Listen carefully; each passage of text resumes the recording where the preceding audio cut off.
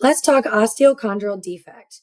Osteochondral defect describes when articular cartilage at the end, the really thin kind of cartilage at the end of bones, chips off and creates a defect. It can be small, it can be big, and it's intra-articular, so it's within the joint, and it can cause more joint damage by chipping away at the rest of the bone if you don't intervene.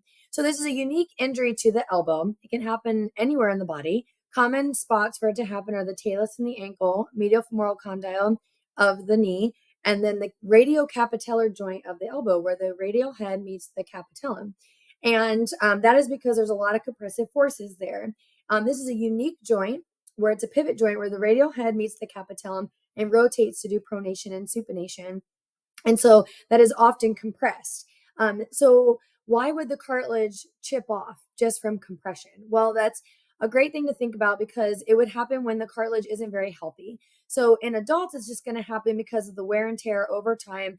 Our bones become less dense and it's easier to chip off. The cartilage becomes it has less water in it. So it just becomes more brittle and can chip off. So in factory workers and people who are doing a lot of repetitive labors, they're doing a lot of repetition where this joint would hit each other, we're going to see that osteochondral defect come off.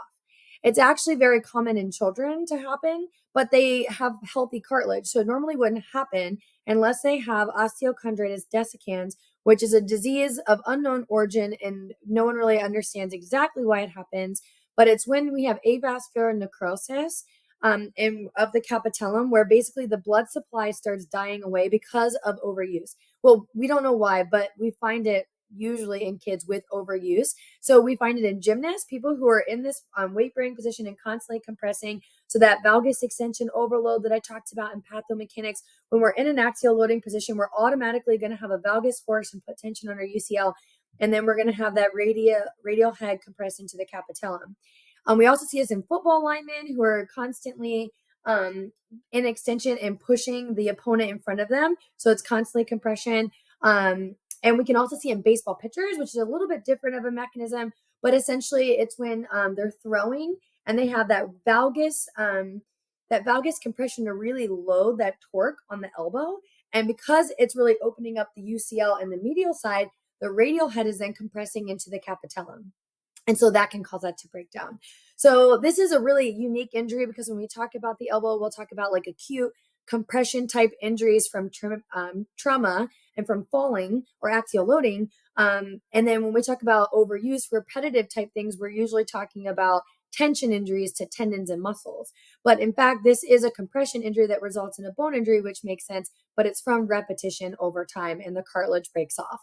It's important to intervene on this because if it gets in the joint and keeps causing more damage, we'll go from just having pain and swelling to having catching and clicking, and that means the cartilage is being damaged even more. It's a hard joint to replace. The outcomes are not good. It's very likely that people will have permanent elbow disability, which means they'll have significantly decreased range of motion and flexion extension, and especially pronation and supination.